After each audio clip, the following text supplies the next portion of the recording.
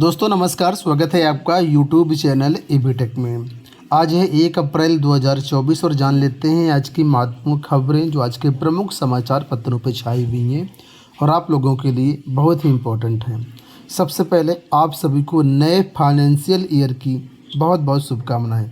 हम चाहेंगे कि ये सत्र आपका जो है बहुत ही अच्छा जाए। तो चलिए शुरुआत करते हैं आज के वीडियो की। सबसे पहले यहाँ पर देखिए अपडेट है कि स्थापना वर्ष में आयोग ने की थी 332 पदों पर भर्ती, पिछले साल 12,501 को नौकरी। यहाँ पर बात हो रही है लोक सेवा आयोग की। लोक सेवा आयोग का आज बनेगा 87वां स्थापना दिवस। स्थापना वर्ष 1937 में 332 पदों पर भर्ती करने वाले उत्तर प्रदेश लोक सेवा आयोग ने 2022-23 में 12,000 से अधिक लोगों को नौकरी दी है। आयोग आज अपना 87वां स्थापना दिवस मनाने जा रहा है। 2 भर्तियों से शुरू हुआ आयोग अब नियमित तौर पर 11 तरह की भर्तियां कराता है। आयोग की स्थापना 1 अप्रैल 1937 को हुई थी। शिक्षा निदेशालय इसका मुख्यालय हुआ करता था और 1962 में ये वर्तमान परिसर में आया था। आयोग के पहले अध्यक्ष ICS DL रेक ब्रॉकमैन थे। उनके साथ 2 सदस्यों राय बहादुर मानसिंह एवं खान बहादुर सैयद अबू मोहम्मद की नियुक्ति की गई थी। वहीं आज़ाद भारत में आयोग के पहले अध्यक्ष प्रोफेसर अमरनाथ झा थे, जो इलाहाबाद विश्वविद्यालय एवं बनारस हिंदू विश्वविद्यालय के कुलपति भी रहे। तो यहाँ पर लोक सेवा आयोग के बारे में पूरी जानकारी दी गई है। मैं चाहूँगा आप इसका स्क्रीनशॉट ले लीजिए और अच्छे से इसको पढ़ लीजिए कि आयोग का पूरी जो हिस्ट्री है वो क्या है, किस तरीके से आयोग इस्टेब्लिश हुआ, कहाँ कहाँ पर आयोग ने किस तरीके से यहाँ तक पहुँचा, उसकी पूरी जानकारी यहाँ पर दी गई है। फ़िलहाल यहाँ पर हम बात करेंगे मुख्य न्यूज़ के बारे में। तो यहाँ पर देखिए, आप लोग जानते हैं लोक सेवा आयोग की अभी हाल ही में जो परीक्षाएं हुई, जैसे कि RO वो रद्द करनी पड़ी। इसके अलावा PCS स्थगित करनी पड़ी, स्टाफ नर्स की परीक्षा भी स्थगित करनी पड़ी। तो उन परीक्षाओं के बारे में यहाँ पर ये बताया गया है कि समय काफ़ी हो गया है और परीक्षा कब होगी आने वाले समय पर भी क्लियर नहीं है। तो छात्र ये चाहते हैं कि संशोधित जो कैलेंडर है वो जारी किया जाए। संशोधित कैलेंडर जारी हो जाता है, उसमें परीक्षा की डेट सामने आ जाएगी, जिससे छात्रों को एक उम्मीद बन जाए कि हाँ इस महीने परीक्षा होगी और उसके बाद आपका एग्ज़ाम होगा। तो छात्र अपने हिसाब से तैयारी में लग जाएंगे। अभी सब कुछ अनिश्चितता में अटका हुआ है, इस वजह से छात्र जो है संशोधित परीक्षा कैलेंडर जारी करने की मांग कर रहे हैं। तो फिलहाल लोक सेवा आयोग से जुड़ी हुई काफ़ी अच्छी बातें यहाँ पर दी गई हैं। आप सब इसको पढ़िए, किस तरीके से लोक सेवा आयोग में क्या क्या नए बदलाव हुए और किस तरीके से लोक सेवा आयोग यहाँ तक पहुँचा। यहाँ पर भी देखिए अपडेट है कि रद्द परीक्षा के नोटिस जारी करने की मांग। RO और पेपर की परीक्षा रद्द कर दी गई है, मगर इसके लिए नोटिस जारी नहीं की जा रही है। वहीं PCS प्रारंभिक परीक्षा स्थगित कर दी गई है। इस परीक्षा के दोबारा आयोजन की डेट भी घोषित नहीं की जा रही है, जिससे प्रतियोगी छात्रों में आक्रोश है। प्रतियोगी छात्रों ने RO की रद्द परीक्षा की नोटिस जारी करने और PCS की स्थगित परीक्षा की डेट घोषित करने की मांग की है। इन दोनों मामलों को लेकर के युवा मंच अध्यक्ष अनिल सिंह ने लोक सेवा आयोग अध्यक्ष को पत्र भेजा है। इसमें मांग की गई कि RO लीक प्रकरण में मुख्यमंत्री जी के आदेश पर जब परीक्षा रद्द कर दी गई है तो पेपर रद्द करने की तत्काल नोटिस जारी की जाए। PCS की प्रारंभिक परीक्षा को स्थगित कर दिया गया है, इसकी परीक्षा कराने की डेट जारी की जाए और जो भी इस मामले से जुड़े हुए दोषी हैं उनके विरुद्ध सख्त कार्रवाई की जाए और भविष्य में जो भी परीक्षाएं हो रही हैं उनको जो है भ्रष्टाचार मुक्त कराने की गारंटी दी जाए। तो ये मांग की गई है।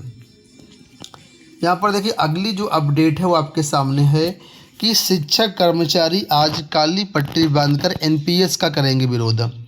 1 अप्रैल सोमवार को प्रदेश भर के शिक्षक कर्मचारी अपने कार्यस्थल पर काली पट्टी बांधकर न्यू पेंशन स्कीम का विरोध दर्ज कराएंगे। अटेवा के प्रदेश अध्यक्ष विजय कुमार बंधु ने बताया कि प्रदेश में 1 अप्रैल 2005 से नई पेंशन योजना लागू कर पुरानी पेंशन योजना को समाप्त कर दिया गया था। अटेवा हर साल 1 अप्रैल को NPS का विरोध दर्ज करा करके सरकार से पुरानी पेंशन की मांग करता रहा है। उन्होंने कहा कि एनपीएस की सच्चाई अब सामने आने लगी है। किसी को 500 रुपये, किसी को 1200 रुपये, तो किसी को 1800 रुपये पेंशन के रूप में मिल रही है। इससे न तो उसका और उसके परिवार का भरण पोषण हो रहा है, इसलिए एनपीएस को लेकर लोगों में आक्रोश है। तो आज पूरे प्रदेश में एनपीएस को लेकर के विरोध करेंगे शिक्षक कर्मचारी। यहाँ देखिए अपडेट है कि स्नातक में दाखिले के लिए पंजीकरण की तिथि बढ़ने से विद्यार्थियों को राहत। दिल्ली विश्वविद्यालय, आईपी और अंबेडकर विश्वविद्यालय में स्नातक दाखिला लेने वाले छात्रों के लिए राहत भरी खबर है। एनटीए यानी राष्ट्रीय परीक्षा एजेंसी ने सीयूईटी यूजी 2024 के पंजीकरण करने की अंतिम तिथि बढ़ा दी है। छात्र अब 5 अप्रैल तक दाखिले के लिए पंजीकरण कर सकते हैं। साथ ही पंजीकरण फॉर्म में सुधार के लिए तिथि 7 अप्रैल तक तय कर दी गई है। इसके बाद भी किसी तरह की सुविधा को देखते हुए सुविधा छात्रों को नहीं मिलेगी। स्नातक कोर्सेज में एडमिशन लेने के लिए common seat allocation system CUET परीक्षा हो जाने के बाद शुरू होगी। सीयूटी परीक्षा 15 से 31 मई के बीच होनी है। तो जो भी अभ्यर्थी अलग अलग सेंट्रल यूनिवर्सिटी, डीम्ड यूनिवर्सिटी या जो भी स्टेट यूनिवर्सिटीज़ में पार्टिसिपेट कर रही हैं, उसमें अगर आपको एडमिशन लेना है तो आप लोग जो है सीयूटी का फॉर्म भरिए, परीक्षा दीजिए। इसके बाद ही आप विभिन्न विद्यालयों में आप स्नातक में एडमिशन ले सकते हैं। यहाँ पर देखिए अपडेट है कि केंद्रीय विद्यालय में ऑनलाइन आवेदन आज से। केंद्रीय विद्यालय में पहली कक्षा में दाखिले लेने के लिए सोमवार सुबह 10 बजे से ऑनलाइन आवेदन किया जा सकेगा। इसकी जानकारी केंद्रीय विद्यालय संगठन ने एक नोटिफिकेशन जारी करते हुए दी है। केवीएस ने फॉर्म भरने के कुछ दिशा निर्देश भी जारी किए हैं, जिनके तहत ही अभिभावकों को अपने बच्चे का आवेदन करना होगा। केवीएस के अनुसार फॉर्म 5 खंडों में बटा हुआ है। पहले खंड में बच्चे की मूल जानकारी देनी होगी, दूसरे खंड में माता पिता की और तीसरे खंड में स्कूल का चयन करना होगा। अगले 2 चरणों में दस्तावेज को अपलोड करके फॉर्म को जमा करने का बटन नजर आएगा। आवेदन फॉर्म जमा करने के बाद केंद्रीय विद्यालय की ओर से 19 अप्रैल को दाखिले की पहली सूची जारी की जाएगी। बची हुई सीटों में दाखिले के लिए 29 अप्रैल को पहली व 8 मई को तीसरी सूची जारी की जाएगी। तो जो भी अभिभावक हैं अपने बच्चों का केवीएस में एडमिशन करवाना चाहते हैं कक्षा 1 में, उनके लिए ऑनलाइन आवेदन की विंडो खुल चुकी है आज से। यहाँ देखिए मौसम संबंधी अपडेट है कि यूपी में इस बार अप्रैल से ही सताएंगे लू के थपेड़े। कई क्षेत्रों में तापमान 40 डिग्री के करीब पहुँच चुका है। यहाँ पर कुछ आंकड़ा भी दिया गया कि प्रयागराज में 39.5, कानपुर में पारा 40 डिग्री। तो कुल मिलाकर के अभी से ही लू के थपेड़े आपको नज़र आएंगे उत्तर प्रदेश में इस बार। अंत में यहाँ पर अपडेट है सिपाही भर्ती पेपर लीक मामले को लेकर के। पेपर लीक के आरोपियों से घंटों पूछताछ। सिपाही भर्ती परीक्षा के परीक्षा लीक मामले में एसटीएफ ने लखनऊ के एक कॉलेज के प्रबंधक समेत 2 लोगों से कई घंटे पूछताछ की। इसमें से एक आरोपी के संपर्क में कई ऐसे अभ्यर्थी थे जिन्होंने लीक पर्चा पाने के लिए रकम दी थी। तो सिपाही भर्ती पेपर लीक मामले को लेकर के पूछताछ चल रही है। वहीं पर हरियाणा से लीक पर्चा भी लखनऊ आया है, तो वहां से पूछताछ की गई है। दोस्तों ये हो गई आज की सारी सूचनाएं। उम्मीद करेंगे वीडियो को पसंद आया होगा। इस वीडियो में इतना ही। धन्यवाद।